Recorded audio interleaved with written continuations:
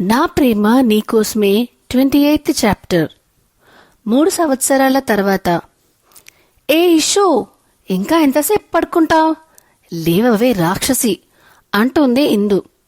ఆహా అంటూ దుప్పటి ఇంకా మొత్తంగా కప్పుకుంటుంది.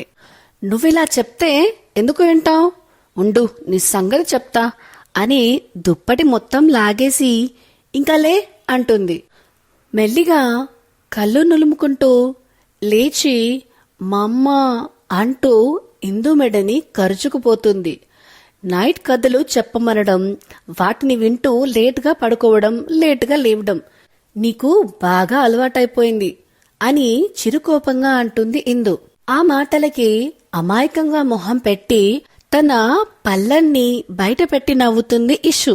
ఇదిగో ఇలా మొహం పెట్టి ఒక్క నవ్వు మా మొహాన వేసి కూల్చేసి తప్పించుకుంటావు అని బుగ్గలు లాగుతుంది. పద, నేనెప్పుడూ రెడీ అయిపోయాను, నువ్వే లేటు అని చెప్పి పాపని ఫ్రెష్ చేపించి కిందికి తీసుకెళ్తుంది. పాపని తీసుకుని కిందికి వెళ్ళగానే తాతయ్య అనుకుంటూ విష్ణుగారి మీదకి దూకుతుంది. నా బంగారు తల్లి అని పాపని తీసుకుని ముద్దులు పెడతారు. అమ్మా, నాకు టైం అవుతుంది, పాపకి టిఫిన్ తినిపించి నాన్నతో స్కూల్కి పంపించేసే అంటుంది. సరే అని రాధిక గారు కిచెన్లోకి వెళ్తారు.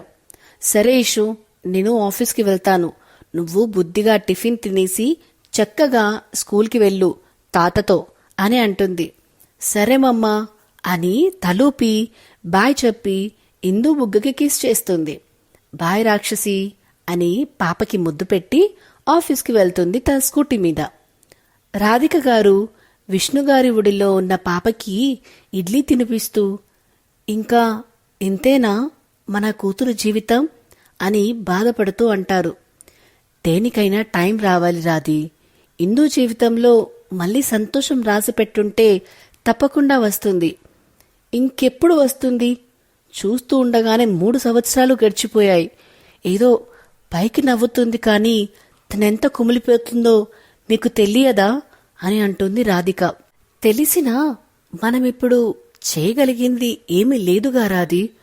తన తలరాతలో ఏముందో మరి అని వాళ్ళు మాట్లాడుకుంటూ ఉంటే అవేమీ అర్థం కావు, కానీ వాళ్ళు బాధపడుతున్నారు అని అర్థమైన ఇషు, ఏంటి తాతయ్య, ఏమైంది, మీరెందుకు డల్ అయిపోయారు అంటుంది.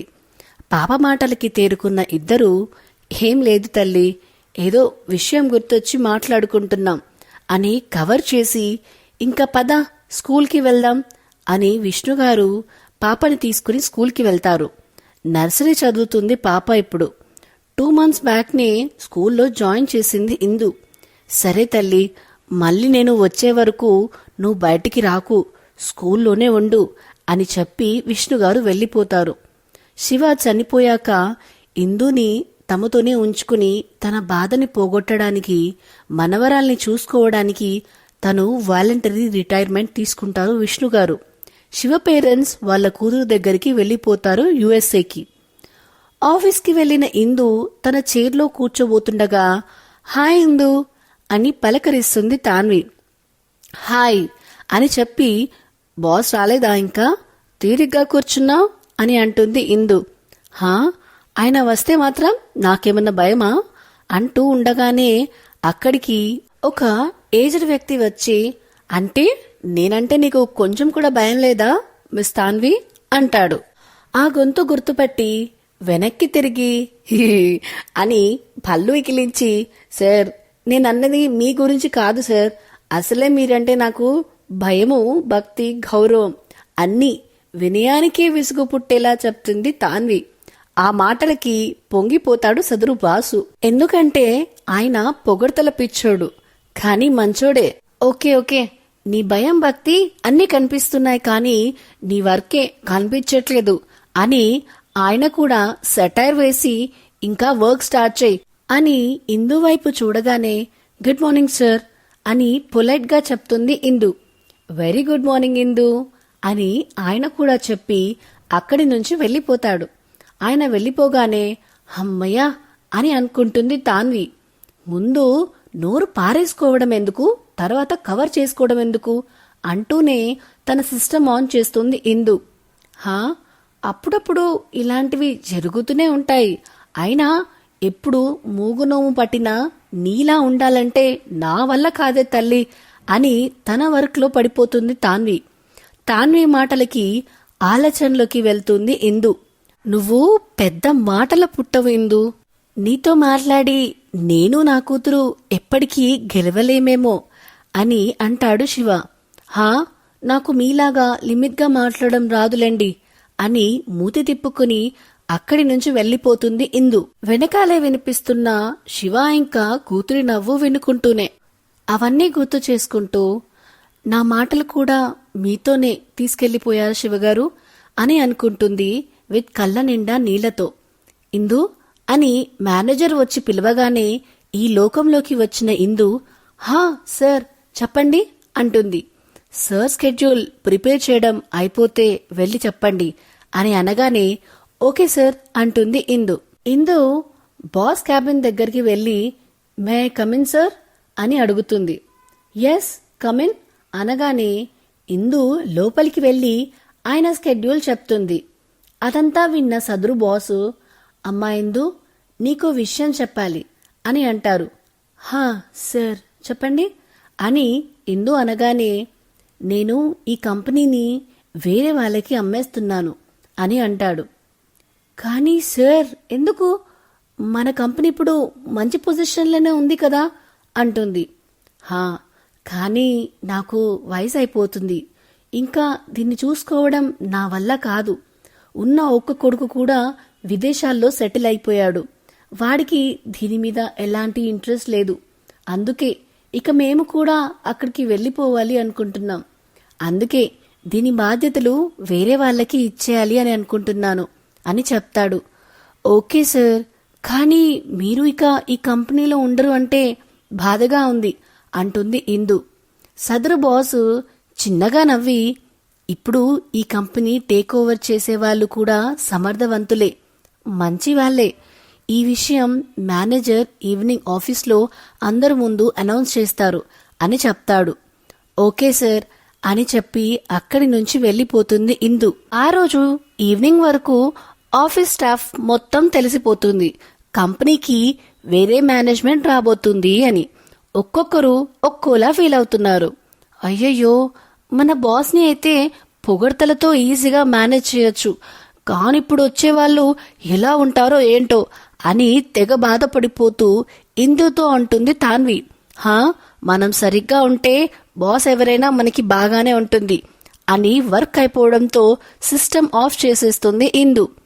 నువ్వంటే పనివంతురాలివి, ఎన్నైనా చెప్తావు, మాలాంటి పని ఎగ్గొట్టే వాళ్ళ పరిస్థితి ఏంటా అని నా బాధ అని అంటుంది తాన్వి. తన హ్యాండ్ బ్యాగ్ తీసుకుని, వచ్చే బాస్ స్ట్రిక్ట్ గా ఉంటే ఈ పని ఎగ్గొట్టే వాళ్ళు కూడా పనివంతులు అయిపోతారులే అని నవ్వుతూ బయటికి వెళ్తుంది ఇందు. తనతో పాటే తాన్వి. ఇందు స్కూటీ స్టార్ట్ చేస్తూ ఉండగా, ఇంకా ఎన్ని రోజులు ఇలాగే ఉంటావు ఇందు అని అడుగుతుంది తాన్వి బాధగా. జీవితాంతం అని విరక్తిగా ఒక నవ్వు నవ్వి అక్కడి నుంచి వెళ్లిపోతుంది ఇందు. నీ నిజమైన నవ్వుని తీసుకురావడానికి ఏ మహానుభావుడు రావాలే అని అనుకుంటూ అక్కడి నుంచి వెళ్లిపోతుంది తాన్వి కూడా. హైదరాబాద్ రాజీవ్ గాంధీ ఇంటర్నేషనల్ ఎయిర్పోర్ట్లో అడుగు పెడతాడు మన తాన్వి పాప అనుకున్న మహానుభావుడు. 6 అడుగుల అందగాడు, అమ్మాయిల కలల రాకుమారుడు, ఆయన మన హీరో బాబు. అర్థమైందనుకుంటా ఎవరో. హీరో బాబు బయటికి రాగానే, రేయ్ దక్ష ఇక్కడ అని గొంతు వినపడగానే అటువైపు చూస్తాడు మన దక్షబాబు.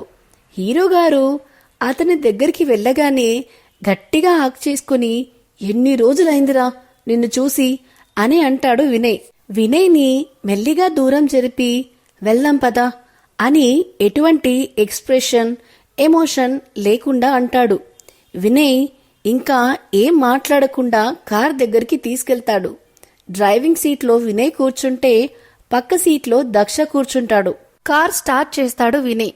వాళ్ళ ప్రయాణం ముందుకు వెళ్తుంది. కానీ వాళ్ళ మధ్య ఒక్క మాట కూడా లేదు. చూసి చూసి విసుగొచ్చి వినయ్, ఇంకా ఎన్ని రోజులు ఇలాగే ఉంటావురా అని అంటాడు.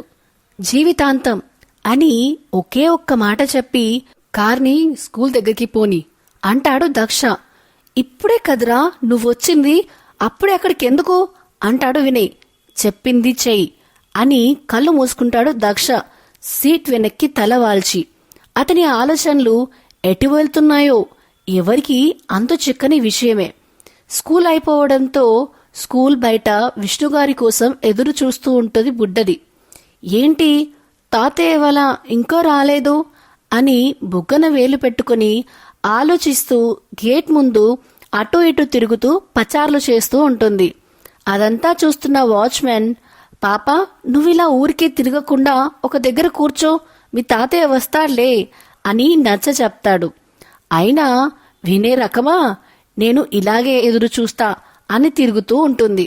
అప్పుడే తనకి కొంచెం దూరంలో దక్ష వాళ్ళ కారు వచ్చి ఆగుతుంది. సో ఇదేనండి నా ప్రేమ నీకోసమే 28th chapter. Daksha is back. దక్షని ఇందు చూస్తే తన రియాక్షన్ ఎలా ఉంటుంది? అసలు దక్ష మళ్ళీ లవ్ అనుకుంటూ వెంట పెడతాడా? అసలు ఏం జరుగుతుంది వాళ్ళిద్దరి మధ్యలో? ఇలాంటి అన్ని డౌట్స్ మీకు క్లారిఫై అవ్వాలంటే ముందుగా మన ఛానల్ ది నావెల్ విస్పరర్ ని సబ్స్క్రైబ్ చేసుకోండి. సో దాట్ ఫ్యూచర్ అప్డేట్స్ అన్ని మీకు వెంటనే వచ్చేస్తాయి. ప్రస్తుతానికైతే ఈ వీడియో కనుక మీకు నచ్చినట్టయితే లైక్, షేర్ అండ్ కామెంట్ చేయడం మాత్రం అస్సలు మరవద్దు.